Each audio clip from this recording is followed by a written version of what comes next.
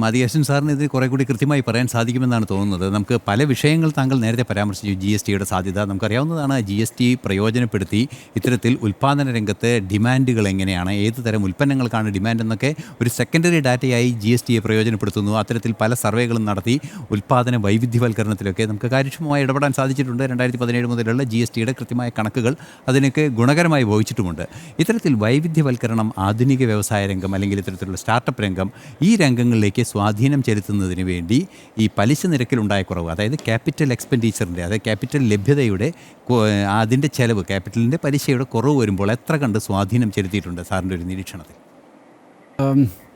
അല്ല, പലിശ നിരക്ക് കുറയുന്നതിനോടൊപ്പം എനിക്ക് തോന്നുന്നത് നമ്മൾ നോക്കേണ്ടത് അൾട്ടിമേറ്റ്ലി ഇപ്പം ഈ മൂന്നാമത്തെ വലിപ്പമുള്ള സമ്പദ്ഘടന നമ്മൾ പറയുന്നു, ഇപ്പോൾ ഉള്ള സ്ഥാനവും മോശമൊന്നുമല്ല. മൊത്തത്തിലുള്ള സമ്പദ്ഘടനയുടെ വലിപ്പം കമ്പയർ ചെയ്യുമ്പോൾ നമ്മളിനി ഇന്ത്യ, പിന്നെ ചൈന, അമേരിക്ക എന്നുള്ള ഒരു കമ്പാരിസണിലേക്ക് തീർച്ചയായിട്ടും നമുക്ക് പോകേണ്ടി വരും. ഇപ്പോൾ തന്നെ അത് ചെയ്യുന്നുണ്ട്. പക്ഷേ പ്രധാനപ്പെട്ട പ്രശ്നം അംഗീകരിക്കുന്നു, ഇത് കാണുന്ന ആൾക്കാരും ഒക്കെ അറിയാം. നമ്മുടെ പ്രധാനപ്പെട്ട പ്രശ്നം ഇത്രയും വലിപ്പമുള്ള സമ്പദ്ഘടനയാണെങ്കിലും ആളോഹരി തലത്തിൽ നമ്മൾ നോക്കുമ്പോഴത്തേക്കും നമ്മുടെ ആഭ്യന്തര ഉൽപ്പാദനത്തിൻ്റെ പെർ ക്യാപിറ്റ ഒരു GDP എന്ന് പറയുന്നത് തീർച്ചയായിട്ടും കുറഞ്ഞു നിൽക്കുന്നു. പക്ഷേ അത് നമുക്ക് ഈ ഒരു മിഡിൽ ഇൻകം കൺട്രി ഇപ്പോൾ $2500-3000 എന്നുള്ള നിലവാരത്തിൽ നിന്നും നമുക്ക് ഉയർത്തി ഒരു $11,000-12,000 എന്നുള്ള തലത്തിലേക്ക് ഉയർത്തണം എന്നുണ്ടെങ്കിൽ ഈ വളർച്ചാ നിരക്കിൽ തന്നെ ആയിരിക്കണം നമ്മുടെ ഫോക്കസ്.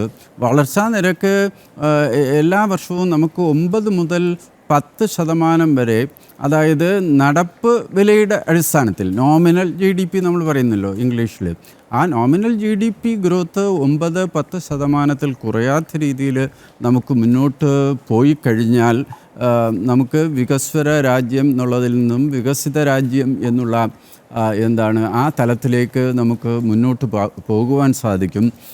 അതിനു വേണ്ടിയിട്ടുള്ള നടപടിക്രമങ്ങളാണ് മൊത്തത്തിൽ നാം എടുത്തുകൊണ്ടിരിക്കുന്നത്. ഐസൻ ചോദിച്ചത് പ്രത്യേകിച്ച് എന്തായിരുന്നു?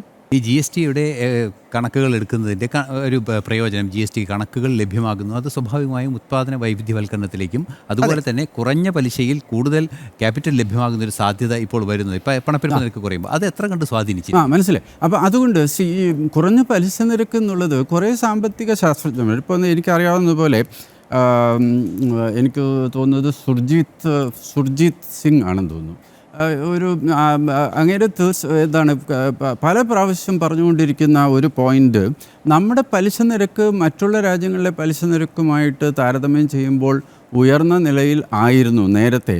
ഇപ്പോൾ നമുക്ക് ആ അന്തരമില്ല. ഇപ്പോൾ അമേരിക്കയുടെ ഫെഡ് ഫണ്ട്സ് റേറ്റ് എന്ന് പറയുന്നത് 4 to 4.25 ആണെന്നുണ്ടെങ്കിൽ നമ്മുടെ റിപ്പോ റേറ്റിന് സമാനമായ അവിടുത്തെ റെഗുലേറ്ററി അതോറിറ്റി ഡിറ്റർമിൻ ചെയ്യുന്ന റേറ്റാണ് ഞാൻ പറഞ്ഞ ഈ 4.25. നേരത്തെ ഈ പലിശ നിരക്കുകൾ തമ്മിലുള്ള അന്തരം ചില സാമ്പത്തിക ശാസ്ത്രജ്ഞരെങ്കിലും പറഞ്ഞുകൊണ്ടിരുന്നത് അത് ഇന്ത്യൻ ക്യാപിറ്റലിനെ, മൂലധനത്തിനെ പ്രതികൂലമായി ബാധിക്കുന്നു. കാരണം മൂലധന നിക്ഷേപം നടത്തി ബാങ്കിൽ ലോണിൽ പോകുമ്പോഴത്തേക്കും അമേരിക്കയിലെ ഒരു കമ്പനി 4 അല്ലെങ്കിൽ 5%, 6% പലിശ ഇനത്തിൽ കൊടുക്കുന്നതെന്നുണ്ടെങ്കിൽ ഇന്ത്യയിലെ കമ്പനികൾ 10%, 15% കൊടുക്കുന്നു. അപ്പോൾ അത് നമ്മുടെ കോമ്പറ്റീറ്റീവ്നെസ്സിനെയും വളർച്ചയെയും കോർപ്പറേറ്റ്സിൻ്റെ പെർഫോമൻസിനെയും ഒക്കെ ബാധിക്കുന്നു. അപ്പോൾ നമ്മുടെ പലിശ നിരക്ക് ഇനിയും താഴ്ന്ന് അന്താരാഷ്ട്ര തലത്തിൽ നമ്മൾ ഏതൊക്കെ രാജ്യങ്ങളുമായിട്ടാണോ മത്സരിച്ചു കൊണ്ടിരിക്കുന്നത് അല്ലെങ്കിൽ താരതമ്യം ചെയ്യപ്പെടുന്നത് ആ ഒരു നിലവാരത്തിലേക്ക് നമ്മുടെ പലിശ നിരക്കുകൾ കൊണ്ടുവരേണ്ടി വരും തീർച്ചയായിട്ടും. അപ്പോൾ ഇന്ന് ഏകദേശം അതേ നിലവാരത്തിൽ തന്നെ എത്തി നിൽക്കുന്നത് നമ്മുടെ സമ്പദ്ഘടനയുടെ വളർച്ചയ്ക്ക് തീർച്ചയായിട്ടും അത് ഒരു ബൂസ്റ്റാണ്. കാരണം ഇന്ത്യൻ കോർപ്പറേറ്റ്സ് ഇപ്പോൾ കയറ്റുമതി മേഖല എടുത്തു കഴിഞ്ഞാൽ, കയറ്റുമതി മേഖല അല്ലെങ്കിൽ ഇവിടുത്തെ ആഭ്യന്തര വിപണിയിൽ പോലും ഇമ്പോർട്ടഡ് ഗുഡ്സ് നമുക്ക് വരുന്നുണ്ട്. അപ്പോൾ ഈ മാനുഫാക്ചറിങ് മേഖല, ഉൽപ്പാദന മേഖലയിലും സർവീസ് മേഖലയിലും പലിശ നിരക്കിൻ്റെ തോത് ഗണ്യമായ ഒരു സ്ഥാനം, ഗണ്യമായ ഒരു ഇമ്പാക്റ്റ് ഉണ്ട്. ആ തരത്തിൽ നോക്കുമ്പോഴത്തേക്കും ഇന്ന് ഈ വർഷം അല്ലെങ്കിൽ അടുത്ത വർഷം മാത്രമല്ല, നമ്മുടെ മൊത്തത്തിലുള്ള വികസനത്തിന് വേണ്ടി വരുന്ന അനിവാര്യമായിട്ടുള്ള ഫണ്ടമെൻ്റലായിട്ടുള്ള ഒരു മാറ്റം ഈ ഉയർന്ന പലിശ നിരക്ക് നമുക്ക് അധികകാലം കൊണ്ടുപോകാൻ സാധിക്കില്ല എന്നുള്ളതാണ്. പക്ഷെ ഒരു കാര്യം കൂടി, ഉയർന്ന പലിശ നിരക്ക് കൊണ്ടുള്ള ഗുണം നമ്മൾ മറക്കാൻ പാടില്ല. കാരണം നമ്മുടെ വയസ്സായ ഇപ്പോൾ പെൻഷനേഴ്സ് അല്ലെങ്കിൽ ബാങ്ക് നിക്ഷേപത്തിൽ നിന്നും കിട്ടുന്ന പലിശ വെച്ച് ജീവിക്കുന്ന ആൾക്കാർ പലിശ നിരക്ക് കണ്ടമാനം താഴോട്ട് പോയി കഴിഞ്ഞാൽ അവരുടെ വരുമാനത്തിനെ ബാധിക്കും.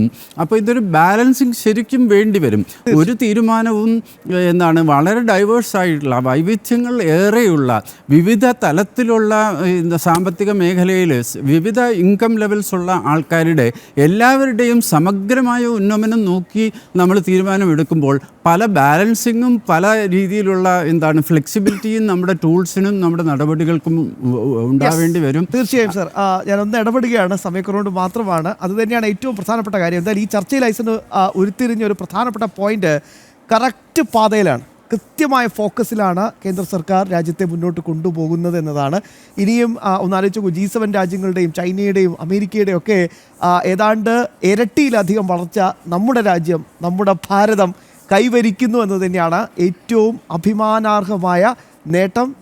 ആദികേശവൻ സാറിൻ്റെ വാക്ക് കടമെടുത്താൽ നാം ഓരോ ഭാരതീയർക്കും അഭിമാനം നൽകുന്ന തരത്തിലേക്ക് നമ്മുടെ രാജ്യം വളരുകയാണ്. അല്ല ഐസൻ? തീർച്ചയായും അത്തരത്തിൽ വളരുക തന്നെയാണ്, പുരോഗമിക്കുകയാണ്. ഫോക്കസ് എന്ന് മാത്രമല്ല പറയേണ്ടത്, കുറെ കൂടി കൃത്യമായി പറഞ്ഞാൽ ഡൈവേഴ്സിഫിക്കേഷൻ ഓഫ് പ്രൊഡക്ഷൻ നടക്കുന്നുണ്ട്. യെസ്.